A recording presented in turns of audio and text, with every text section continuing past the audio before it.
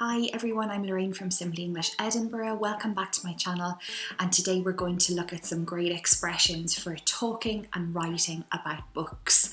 So whether you are a bookworm like me, someone who just absolutely loves reading and would like to discuss it a little bit more in English, or perhaps you are taking a Cambridge exam like the first certificate or the CAE and you expect that a book report or a book review might appear in task 2 of the writing, then keep watching because we will have some useful expressions for you in order to do well and score well in terms of your vocabulary mark.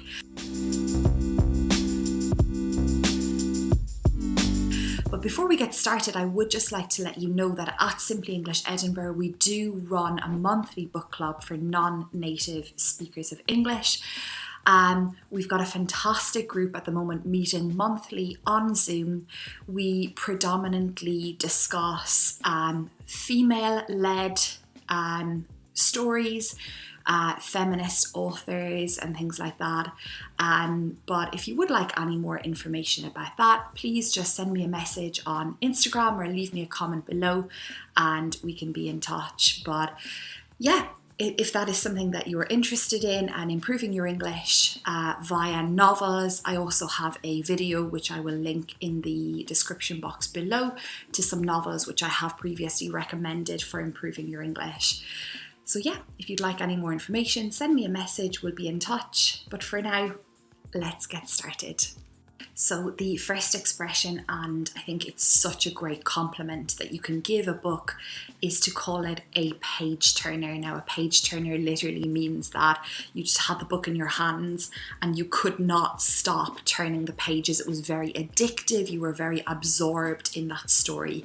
Have you read any page turner recently? And if yes, can you recommend it to me? Please leave a comment below with your recommendations because I am always interested to know what my students are reading and if you're enjoying what you're reading as well. So if you describe a book as a page turner, it is a really positive thing to say.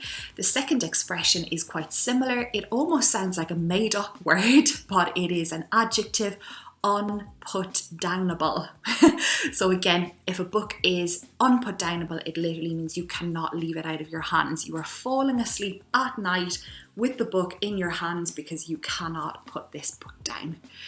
Yeah, I love it. It's a great feeling when you are so involved in a story, and those of you who are book lovers will absolutely love being recommended page turners and books that are unputdownable. The next expression is full of twists and turns, and this basically means that the story, the plot took you in lots of different unexpected directions and you never really knew what was going to happen next. And obviously that is something very exciting when you're reading, that it's not just like, oh yeah, I've figured it out, I know what's going to happen next. If this story is full of twists and turns, it means it's very exciting, the pace is good, and the storyline perhaps is taking you along different adventures that you never expected. So again, that is something really positive to say about a book. The next one is beautifully crafted. Now, it is of course a compliment to say that the author has crafted the novel. It implies that they have put a lot of work and attention to detail into the book. So by describing the book as beautifully crafted, it means that it is very well pieced together and flows very well as a story without plot holes. Now, plot holes is the next expression I want to look at. If a story has plot holes, it means that there are some parts to the story that they just do not connect. You never really understand why a certain action happens, or it doesn't make sense in the context. So that can be a huge letdown. And if you say the book was full of plot holes, it means there were lots of parts of the story that were sort of abandoned or left unresolved. And as an avid reader, that can be extremely frustrating when you pick up a book and you start enjoying it and then you realise that actually the storyline doesn't tie together very well. So we looked there at beautifully crafted, and then the opposite would basically be full of plot holes. Next expression today is the characters came to life. Oh, such a fantastic feeling when you really feel like a character is well-rounded and they have, a multifaceted personality. It's just wonderful when it seems like a person. I didn't even say character there. It actually seems like a person that you could genuinely meet out and about in your day-to-day life. So again, a huge compliment to the author if you say that the characters came to life, because it means they were believable.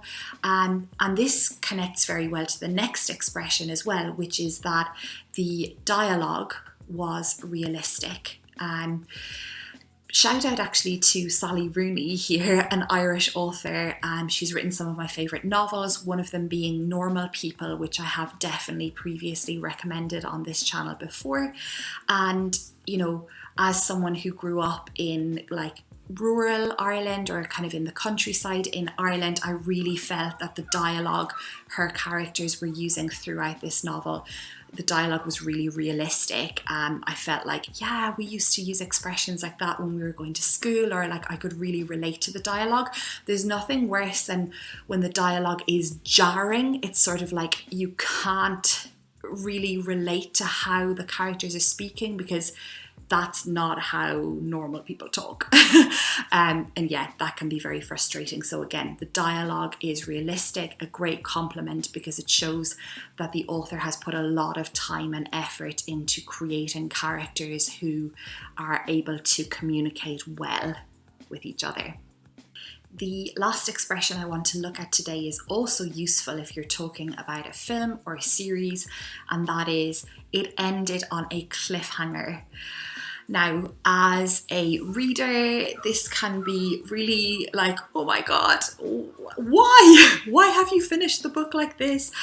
You're hoping, of course, if a book ends on a cliffhanger, that there is going to be a sequel, because ending on a cliffhanger means that some of the story is left unresolved or open to your own interpretation. Okay, so you're left wondering, did he die? What happened? Oh my God. Now this is often done, as I said, because there will be a sequel. So it's done in order to create suspense so that the author leaves you hanging on, waiting to find out more information. This could also be used maybe in a negative way as well, to mean like the story was sort of left up in the air or unresolved. But generally speaking, if a novel ends on a cliffhanger, it's because there is going to be a part 2, part 3, perhaps it's going to be a trilogy, something like that.